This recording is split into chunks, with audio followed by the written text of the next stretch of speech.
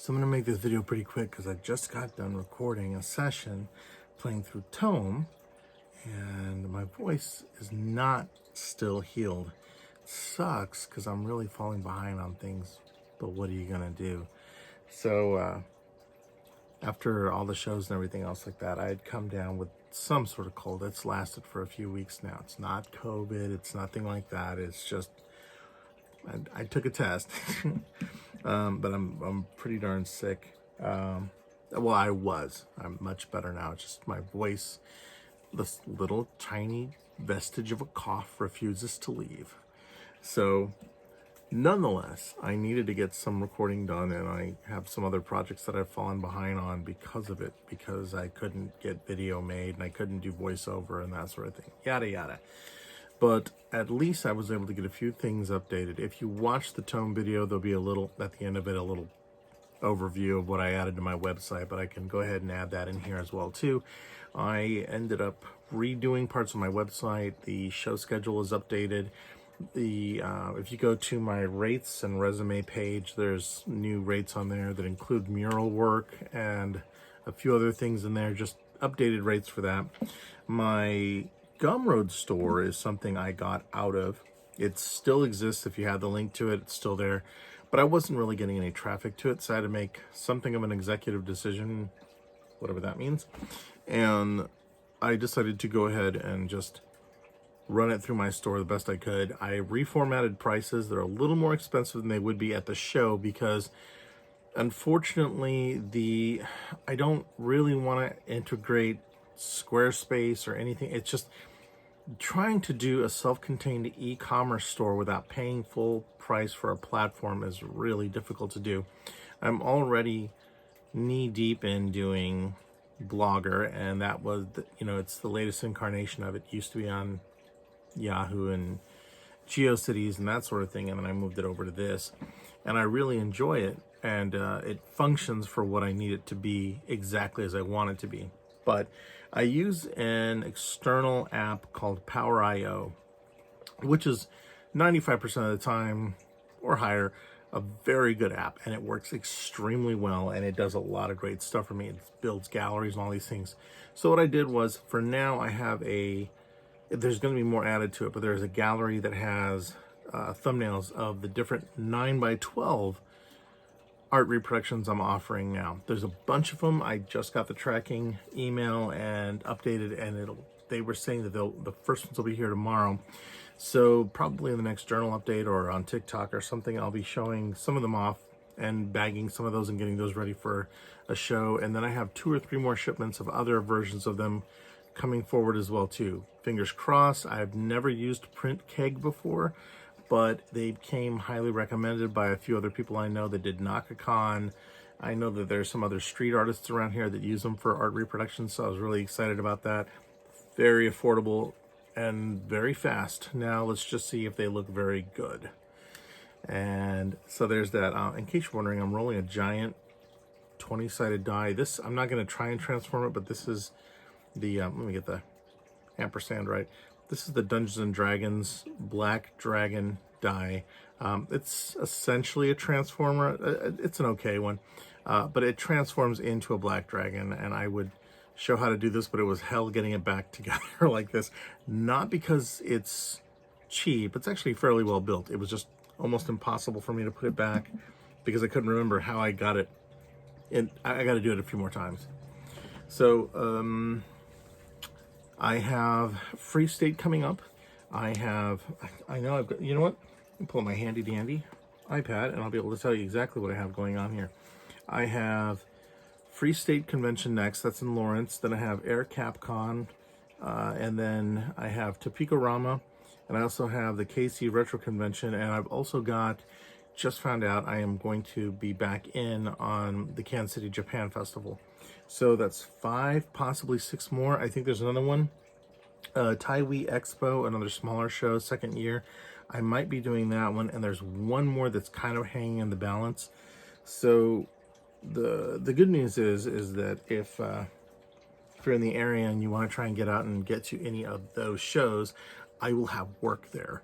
and it will be cheaper than it is on the website. So basically, long story short, what had to happen was, because of the Power IO app I was using, if I have tax and or just shipping on one item, if you selected multiple ones of that item, so if like you wanted 3 of the ARC Trooper, it was capable of reducing the cost that way, so that way it would go, oh, you have 3, so if you're buying 1, shipping is this, but if you're buying 2, well, then shipping is this.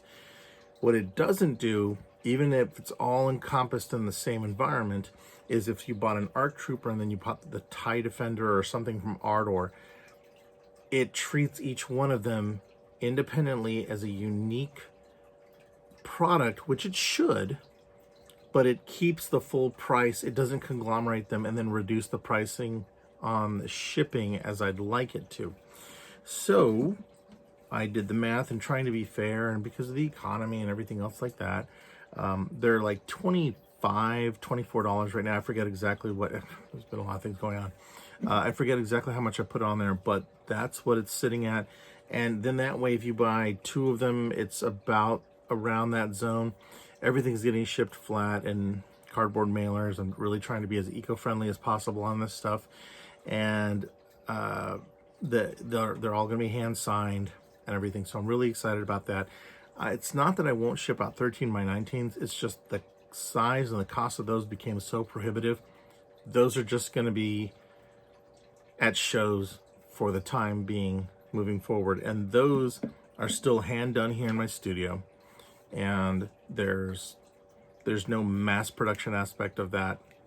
I print a few at a time on archival inks on good paper, and then I'm matting, I'm putting a backer board and bagging them and signing them and doing all that stuff on my own. But with the other ones, I found, like I said, I found Print Keg, and I'm hoping everything is going to work okay, and everything should work fine. But then I'm just taking a look at what I could do to still get a lower price point item out there that wouldn't break my bank and make me go broke, but would also help people be able to afford something. It also has a smaller wall profile overall in size and area. So yeah, that's what's been going on.